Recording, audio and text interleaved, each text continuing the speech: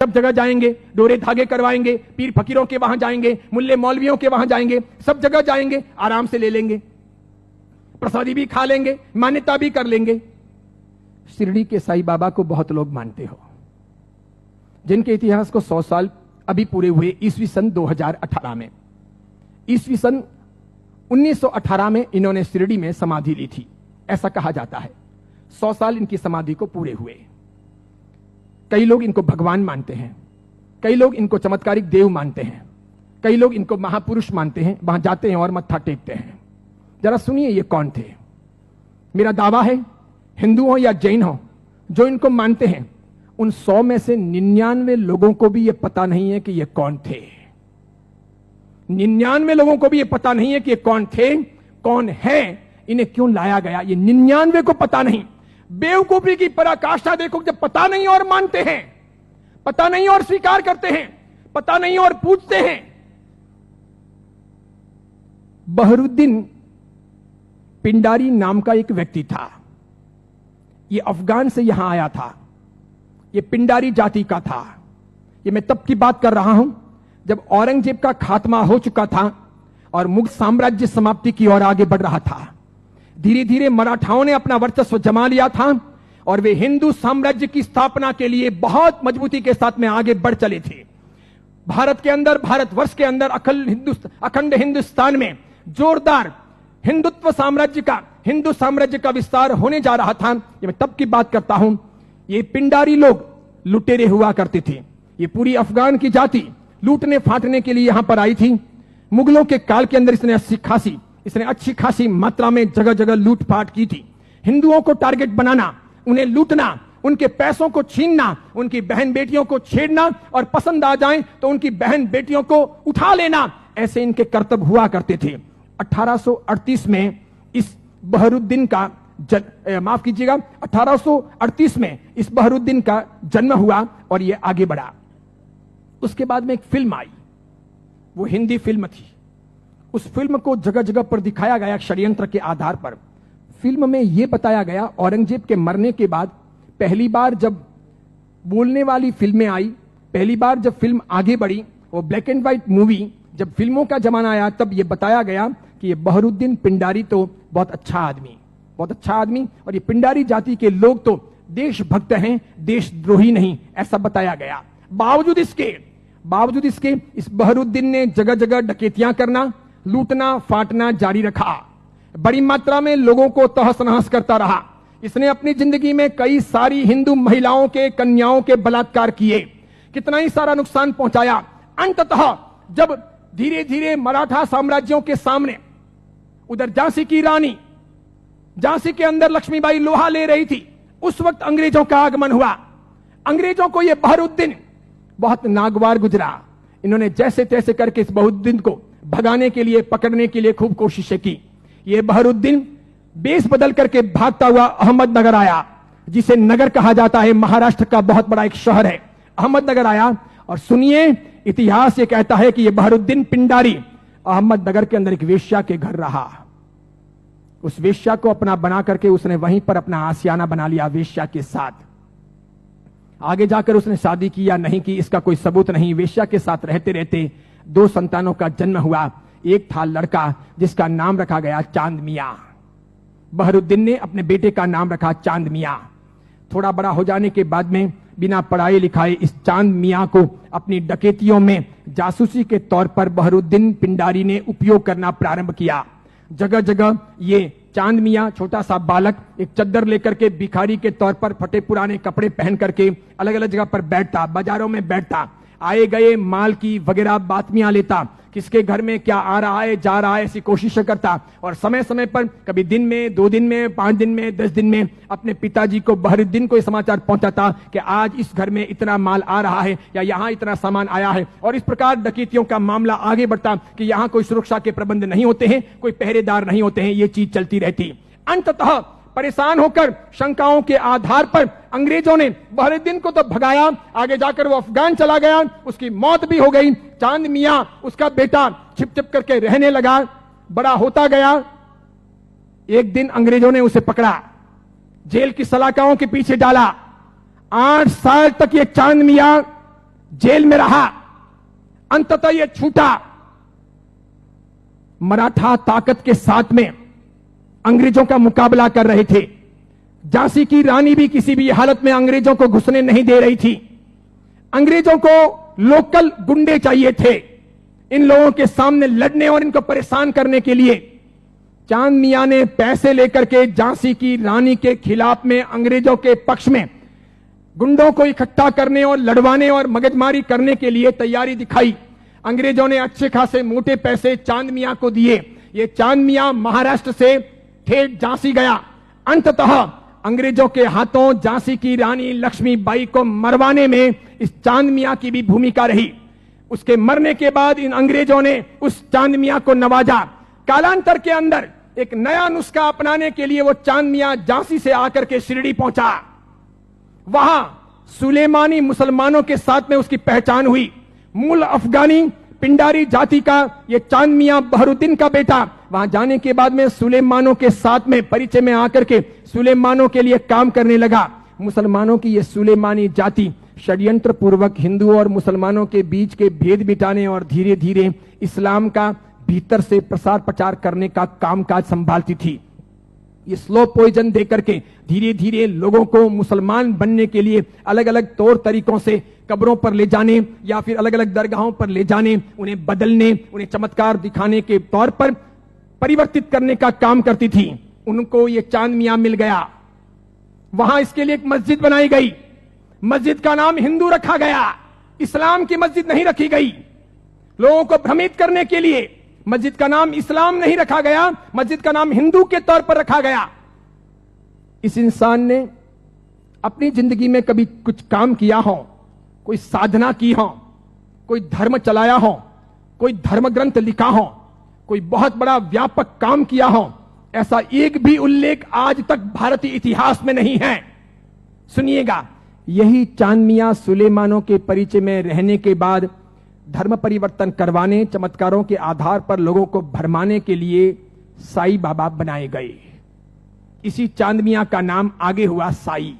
किसने नाम दिया? सुलेमानों ने। उसके लिए एक मस्जिद बनाई गई। बाद में वो हिंदुओं और मुसलमानों के बीच में सामंजस्य स्थापित करने के लिए फरिश्ते के तौर पर प्रस्तुत किया गया। देखिए आप एक मजे की बात, ईस्वी सन 1918 में इसने समाधि ली। उसके पहले फिल्में जब आती थी तब हिंदुओं और मुसलमानों के बीच का बहुत बड़ा भेद था, बहुत भेद। हिंदू मुसलमानों को पसंद नहीं करते थे भारत में, और मुसलमान हिंदुओं को पसंद नहीं करते थे। मुसलमानों को ईश्वर के नाम से बहुत एलर्जी थी, हिंदुओं को अल्लाह के नाम से बहुत एलर्जी थी। अगर आप थोड़े बहुत भी अपने प्राचीन काल में जाएं, मेरे जमाने के आसपास पहुंचे, ईस्वी सन 60 और 70 के दशक में पहुंचे, ईस्वी सन 1960 1970, और तब के जमाने में जितनी फिल्में आई तो फिल्मों में कहीं ना कहीं अल्लाह लाने पड़ते थे या फिर ईश्वर लाने पड़ते थे। बिना उनके काम चलता नहीं था। इन फिल्मों के आधार पर ही फिल्में हिट होती थी, फिल्में चलती थी। उस समय मात्र लटके मटके लेना, कमर को नचाना, ठुमके लेना और उससे फिल्म चल जाएगी, ऐसा होता नहीं था। उस जमाने का जमाना ऐसा था नहीं कि आज की हीरोइनें चल जाएं, थोड़े बहुत लटके मटके लें और फिल्म रातों रात कम कपड़ों के आधार पर फेमस हो जाए, ऐसा था नहीं। उस जमाने का कल्चर ऐसा था कि कहीं ना कहीं रिलीजियन, धर्म बीच में लाना पड़े। अल्लाह लाओ तो हिंदू नहीं देखेंगे, ईश्वर लाओ तो मुसलमान ऐतराज करेंगे। और देखो मजे की बात, अधिकांश प्रोड्यूसर मुसलमान थे। अधिकांश पाकिस्तान से, सिंध से, पंजाब से और कश्मीर से आए हुए हीरो और हीरोइन ये भी मुसलमान थे। लेकिन नौबत ये थी कि ये मुसलमान हिंदुस्तान के बाजार में अपने असली नाम से चल नहीं सकते, और इसीलिए दिलीप कुमार मुसलमान, उसको अपना नाम बदलना पड़ा। मीना कुमारी मुसलमान, उसको अपना नाम बदलना पड़ा। सुरैया देवानंद से शादी करना चाहती थी, लेकिन मुसलमान होने के नाते स्वीकार नहीं किया गया। पिता ने अनुमति नहीं दी कि हिंदू के साथ शादी नहीं हो सकती, उसे भी अपने नाम बदलने पड़े। 15-20 से अधिक ऐसे हीरो हीरोइन हैं 1960, 1970 और 1980 के दशक के, 1960, 1970 और 1980 के दशक के जिन मुसलमानों को मार्केट में चलने के लिए, स्ट्रेटजी बनाने के लिए अपने नाम बदलने पड़े। वो मुसलमान थे, उनको हिंदू दिखावा करना पड़ा। इधर देखो, जावेद अख्तर हो, सलीम खान हो, नौशाद हो और महमूद खान हो, ये सभी ऐसे प्रोड्यूसर थे जो जन्म से मुसलमान थे, इरादे से मुसलमान थे, हैं भी, इसके सिवाय अन्य अन्य आए और इन लोगों को अपनी फिल्में चलानी थी। इन लोगों ने एक तौर तरीका चलाया कि मुसलमान होने के नाते हिंदुत्व का समर्थन कर नहीं सकते और हिंदू देवी देवताओं को अपने को भ्रष्ट बताना है, क्योंकि आप पुरानी फिल्में देखिए और आज की फिल्में देखिए, किसी भी अल्लाह को कभी गाली नहीं दी जाती, किसी मस्जिद के ऊपर सवाल नहीं किए जाते, कभी कुरान के बारे में कुछ बोला नहीं जाता, लेकिन हिंदू देवी देवताओं की फिल्मों में मजाक होगी। किसी भी हिंदू देवी देवता को मानने वाले पंडित पुजारी को भ्रष्टाचारी, नालायक, रैप करने वाला बताया जाएगा, लेकिन किसी पादरी को, किसी भी मौलवी को रैप करने वाला या भ्रष्ट काम करने वाला नहीं बताया जाएगा। ये सब योजनाएं थी, वो मुसलमान प्रोड्यूसरों ने आगे बढ़ाई। बढ़ाते बढ़ाते उन्होंने वहां बढ़ाई कि उन्होंने देखा कि किसको लाया जाए। तब उन लोगों को साईं बाबा को लाना ठीक लगा कि ये है तो मुसलमान, लेकिन हिंदुओं के बीच में खप जाएगा, है मुसलमान, हिंदुओं के बीच में बिक भी जाएगा, है मुसलमान, हिंदू मुस्लिम के बीच में अपना रास्ता अच्छा सा तय करवा देगा। तो पहली आई 1977 में फिल्म अमर अकबर एंथोनी। ऋषि कपूर ने उसमें इस साईं बाबा के नाम पर एक लाजवाब गीत गाया, हाथों हाथ वो बिका। फिल्म बहुत चली, देखो आप, फिल्म हिट हुई, बाबा भी हिट हो गए। फिल्म हिट हुई, बाबा भी हिट हो गए। मुझे यह बताओ, साईं बाबा का कौन सा धर्म ग्रंथ है? उन्होंने अपनी जिंदगी में, ये चांद मियां ने जो 8 साल तक जेल रहे, पिताजी के लिए जासूसी का काम किया, अंग्रेजों के हाथों बिके, झांसी की रानी लक्ष्मीबाई को मरवाने में जिसकी भूमिका रही, मराठाओं को बदनाम करने के लिए उसने बहुत काम किया, मराठाओं के स्वाभिमान को तोड़ने के लिए उसने बहुत काम किए, बहुत काम किए, क्योंकि मराठा एकदम पक्के कट्टर हिंदुत्ववादी, उन्हें यह मंजूर नहीं था, तो उनके स्वाभिमान को ठेस पहुंचाने के लिए उसने बहुत काम किए। और उस आदमी को रातों रात साईं बाबा बना दिया गया, महिमा मंडित कर दिया गया। कैसी जोरदार ये सेल्स पॉलिसी थी, हाथों हाथ बाजार में बिके। कैसे बिके कि जब पहली बार 1918 में इन्होंने समाधि ली, तो 1918, 1919, 1920, 1921, 1922 का ऑडिट देखिए, तो इनके शिरडी के साईं बाबा मंदिर का ऑडिट का आमदनी का स्रोत है 1800 रुपए, 2000 रुपए, 2500 रुपए, आखिर में है 3200 रुपए। 1918 से 1925 के बीच में 3200 रुपए की आमदनी वाले ये बाबा क्या हिट हुए, और पागलों की तरह हिंदुओं ने और जैनों ने कितना उनको हिट किया, कितने वो वहां गए, कितने मत्थे टेके और कितना पैसा बर्बाद किया कि आज शिरडी के साईं बाबा के मंदिर की वार्षिक आमदनी है 371 करोड़, 371 करोड़। वहां मुसलमान जाने वाले 5% भी नहीं, वहां जाने वाले मुसलमान 5% भी नहीं, और जाने वाले हिंदू और जैन 95%, पैसे खर्च करने वाले अधिकांश 95%। मुझे बताइए, हिंदू धर्म के कौन से ग्रंथ में इनके बारे में क्या लिखा है? उपनिषदों में, वेदों में, महाभारत में, रामायण में, उसके बाद के किसी साहित्य में कि कभी शिरडी के साईं बाबा होंगे या हुए हैं, या वो फरिश्ते हैं, वो कोई अवतारी हैं, वो कोई हिंदू देवी देवता हैं? बिल्कुल नहीं। लेकिन हिंदू धर्म को भ्रष्ट करने, उनको बहलाने फुसलाने के लिए काम किया गया और ये सफल हो गया, सफल हो गया, हाथों हाथ ये बिक गए। आज तो देखिए, आज हिंदुस्तान के अधिकांश हिंदू मंदिरों में हिंदुओं के देवी देवता छोटे हो गए हैं, साईं बाबा बड़े हो गए हैं। हिंदुओं के देवी देवता साइड में हो गए हैं, साईं बाबा प्रमुख हो गए हैं। हिंदुओं के देवी देवता कम कमाऊ हो गए हैं, साईं बाबा अधिक कमाऊ हो गए हैं। जिसको भी अपनी दुकानदारी चलानी हो और भगवानों के नाम पर, देवी देवताओं के नाम पर पैसा कमाना हो, साईं बाबा की मूर्ति ला दो। आप भी प्रयोग कर सकते हो, दुकान बराबर नहीं चलती हो तो दुकान के बाहर बिठा दो, धनाधन उसका गल्ला अच्छा चलेगा, आपकी दुकान के गल्ले से भी अच्छा। बस ऐसी बात हो गई। चमत्कारों के तौर पर मुझे बताइए कि उन्होंने क्या किया, उनसे क्या हुआ? बताइए कि शिरडी जाने वाले सभी लोग अमीर हुए, सभी की गरीबी दूर हो गई, सब लखपति करोड़पति हुए, अरबपति हुए? क्या सभी के दुख दूर हो गए? जो जो वहां गए और हर साल जाते हैं, क्या वो बीमार नहीं पड़ते? क्या उनके घर में बाल बच्चे बराबर पैदा होते हैं, वे वांझिए नहीं रहते? क्या उनके वहां पर किसी का एक्सीडेंट नहीं होता, दुर्घटना नहीं होती? क्या शिरडी जाते हैं और मानते हैं उनके सब ख्वाब पूरे होते हैं? बताइए मुझे। और दूसरी बात, एक जैन परंपरा में जन्म लेकर, अरिहंत को मानकर, सुदेव सुगुरु सुधर्म के आधार पर चलकर आपको कौन सा दुख हुआ, कौन सी भीख मांगनी पड़ी, कौन सी तकलीफें हुई? अरे मजारों पर जाकर अगर बीमारियां दूर हो सकती थी, कब्रिस्तानों पर जाकर अगर बीमारियों से हम मुक्त हो सकते थे, या शिरडी के साईं बाबा के वहां पर मत्था टेक करके हम अपने रोगों से मुक्त हो सकते थे, तो फिर बड़े बड़े अस्पतालों के निर्माण की आवश्यकता क्या थी? बीमारियां जब मजारों पर और शिरडी के साईं बाबा के वहीं पर दूर हो जाएगी, तो फिर अस्पतालों की जरूरत क्या है? कितनी बड़ी मात्रा में हिंदुओं का शोषण हो रहा है। देखना आप, आने वाले कुछ समय के बाद हिंदू धर्म दो भागों में बंट रहा है। आज मैं उद्घोषणा कर रहा हूं, ये बहुत बड़ी भविष्यवाणी है। इन दोनों के बीच में गहरा संघर्ष चलेगा और इन दोनों के बंटवारे में, इन दोनों की लड़ाइयों में दूसरे धर्म के लोग हावी हो जाएंगे। वे अपना रास्ता तय कर लेंगे और इस प्रकार उनका षड्यंत्र सफल हो जाएगा। आगे जाकर के अब दो प्रकार के हिंदू आपको देखने को मिलेंगे। हिंदू धर्म दो भागों में बंटेगा, एक साई भक्त हिंदू, दूसरे सनातनी हिंदू।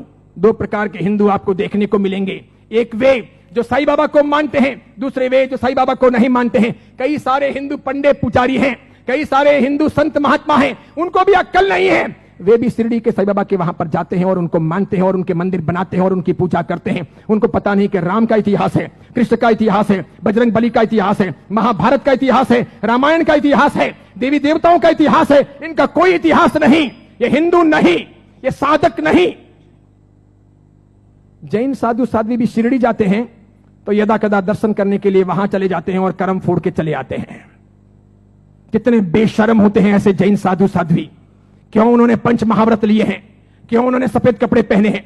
मैंने कितने ही अलग अलग अपने संप्रदायों के जैन साधु साध्वियों को यात्रा के दौरान शिरडी जाते हुए देखा। वहां जैन मंदिर भी है, उपाश्रय भी है, स्थानक भी है, और उसके बाद में कभी न कभी वहां के श्रावकों को कहकर या अपने चेले चपाटियों को साथ में लेकर वे शिरडी के साईं बाबा के मंदिर में दरबार में चले जाते हैं। जिस इंसान ने बलात्कार किया हो, डकैतियां की हो, चीना झपटी की हो, जिसने झांसी की रानी को मरवाया हो, जिसने हिंदुत्व का नाश किया हो, जिसका ऐसा कामकाज रहा हो, उसको रातों रात फरिश्ता बनाया गया हो और उसे हम पूजे। ये कौन से देवी देवता हुए? ये कौन सा चमत्कार हुआ? ये क्या क्या साधना के उच्चतम बिंदु हुए? बताइए, आदर्श कहां है? नैतिकता कहां है? योग्यता कहां है? बहुत सारे लोग ख्वाजा मोइनुद्दीन चिश्ती की दरगाह पर जाते हैं।